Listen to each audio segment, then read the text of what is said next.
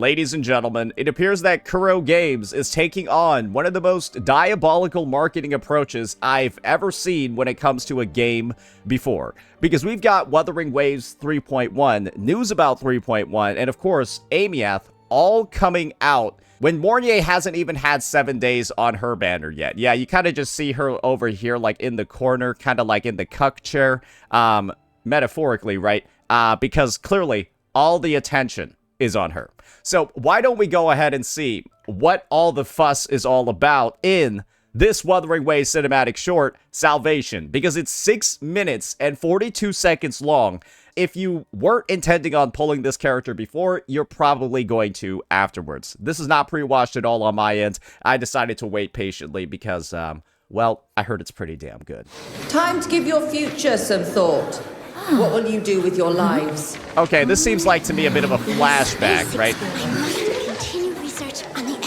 Before whatever happened and made her disappear. Saving the world. Aemeath, what is this nonsense? Is your future a joke to you? Come back with something serious. Saving the world?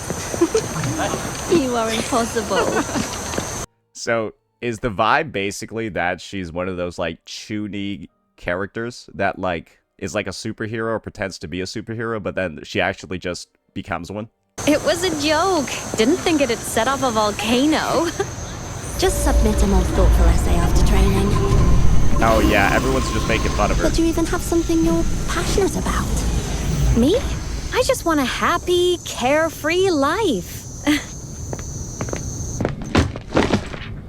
Remember what I said about this character sounding almost exactly like Lene personality-wise? Yeah, this is what I meant, right? Isn't that, like, literally what Lene is all about, too? A happy and carefree life?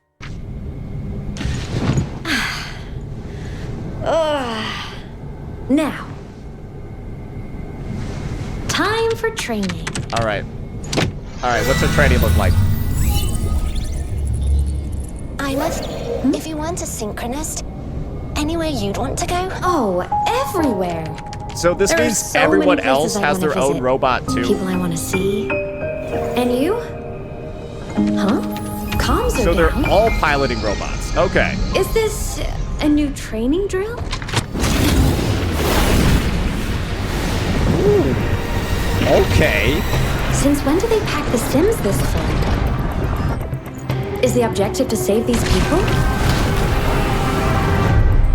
I don't think these are. I think this is a real mission. Yeah, I don't think these are. I don't think these are simulations. Huh? Yeah, these look like the Roya tribe members, right? Passing straight through. This isn't a Sim. Void matter surging. Need to get everyone out. Okay, alrighty. Okay, she's locked in.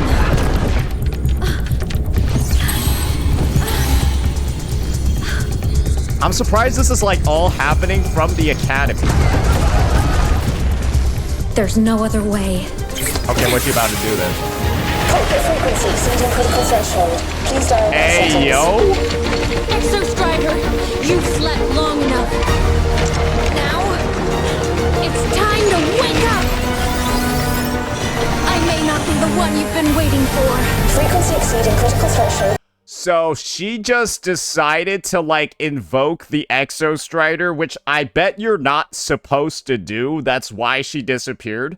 But she kind of just did it for a casual activity. I guess a lot of people weren't expecting the Exostrider to actually be used here. I guess everyone can technically go for it, but you're, like, told explicitly not to, and she just did it. That's what I'm imagining, because she doesn't seem to be any different than other students here. She seems to be, like, kind of, like, at their same level, and this is clearly right before the actual events of the story. 300%. Dial back settings immediately. But now, Okay. you will listen to my commands! Oh, dear. Oh, dear. Oh, dear. That doesn't seem good. Well, maybe it was good. Is she getting, like, all the flashbacks of, like, What when was the that? Exostrider landed? Why won't it respond? Move! Just move! There's no time left. Damn it! Move! Move already!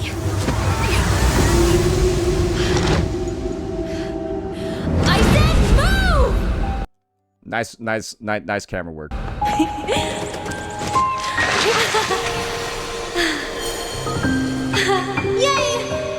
Oh, wow, that's a... My only wish for you is that you live a happy life.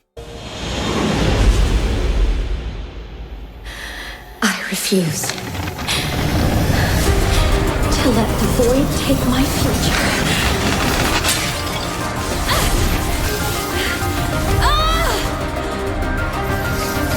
I will protect everything we have.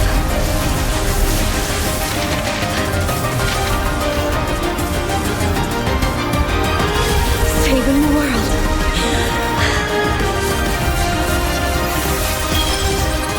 Oh, she did not have that before. Wait a second. So, this is basically a second Resonance Awakening. This is basically her second Resonance Awakening, right? I imagine that's what it has to be. And she just, like, did it. She just, like, willed it into existence. Okay.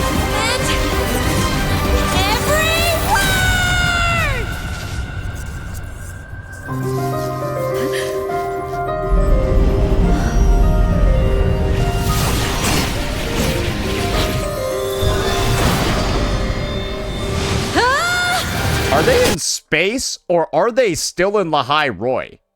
I legitimately don't know right now.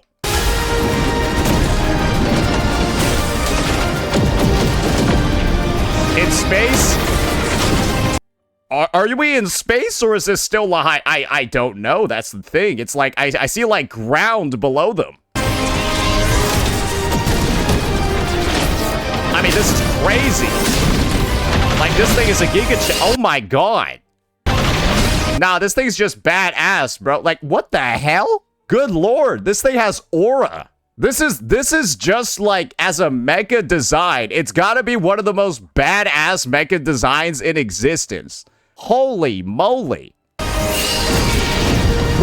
just has aura. Okay, so it's following all her commands, basically. Okay.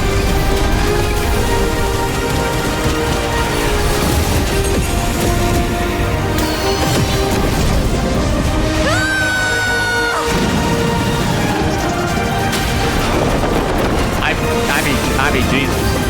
Oh, my Lord.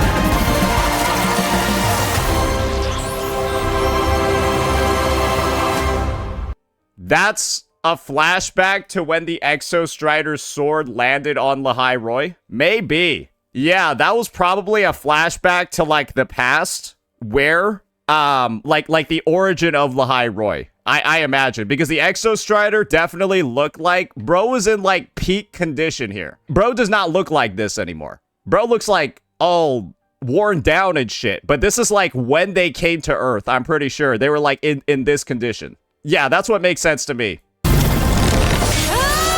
Though I guess this means that prior to the Exostrider landing, like, oh, this is really cool here, right? Prior to the Exostrider landing, I think you get to see a little bit about what, like, the world looked like before.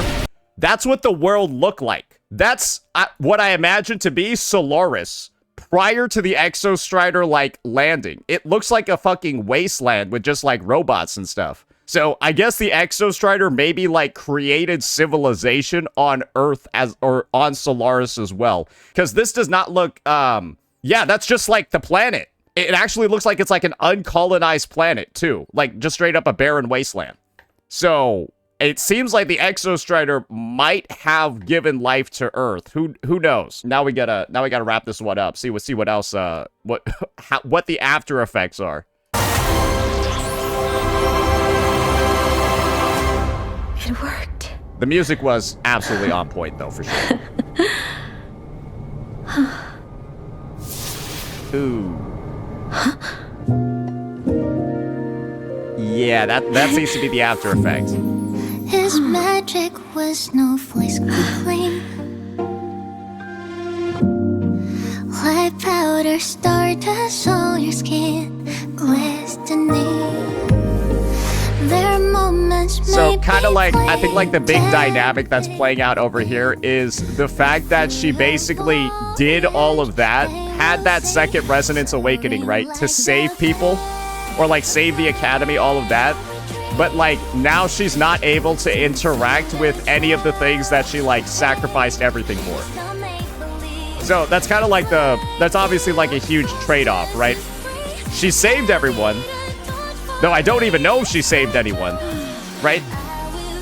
Because chances are, was that all just like a simulation? What happened? I guess even like to like the Roya people that we saw over here that she was like doing all of this for, we never see them again. So part of me is wondering, was this all just simulations? Was it all just simulations and she kind of did this for like no reason?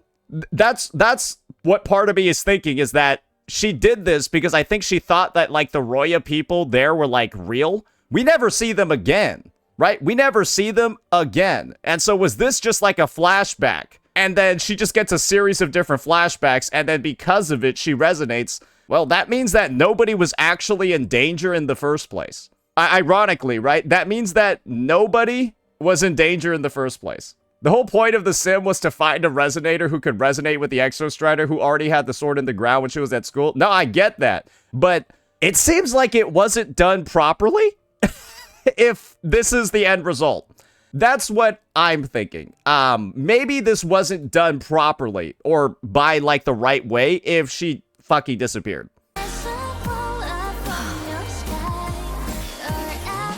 Yeah, it seems like somebody might have fucked up here. That's my take, at least. Say hello to our new classmate. Oh, and then we're gonna get that breakdown. I see. Okay.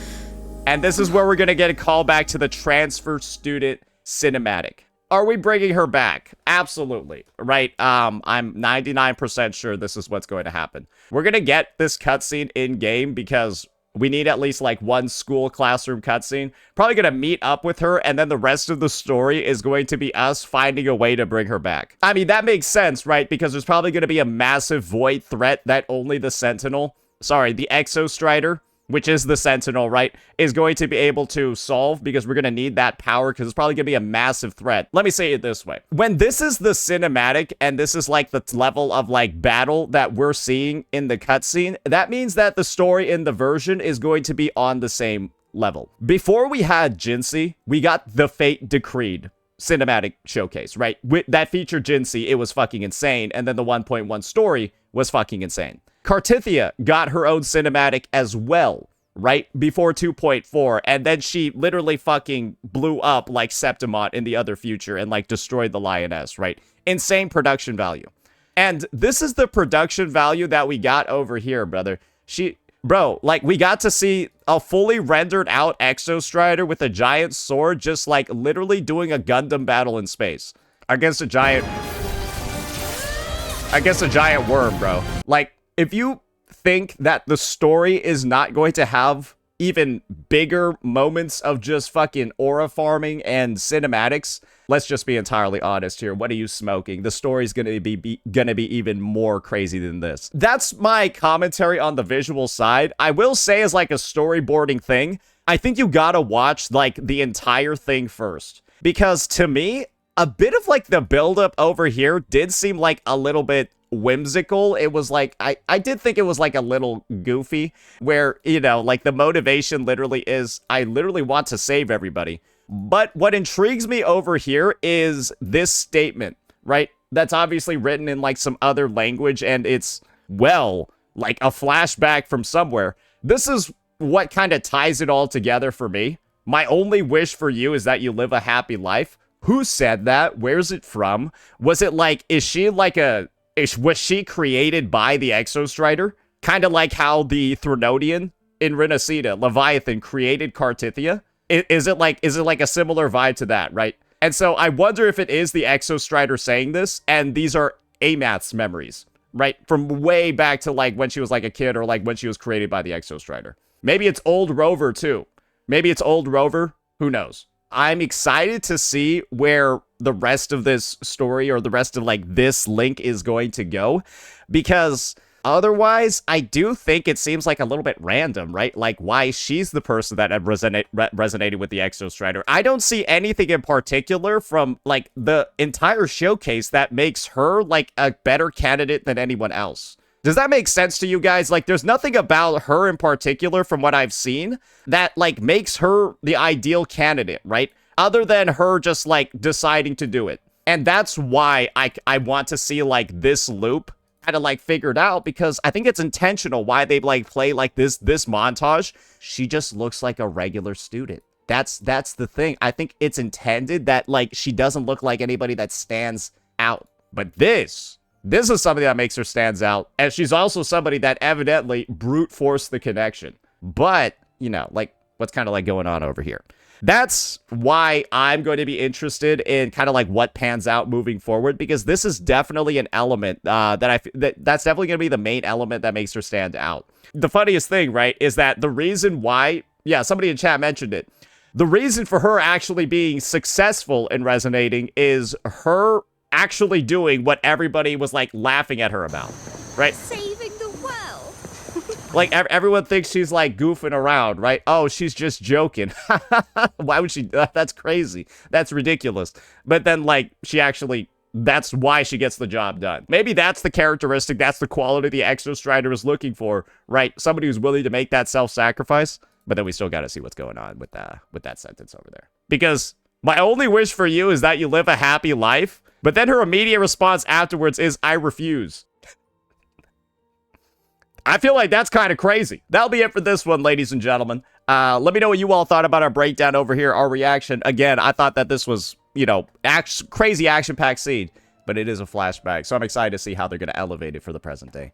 Peace out.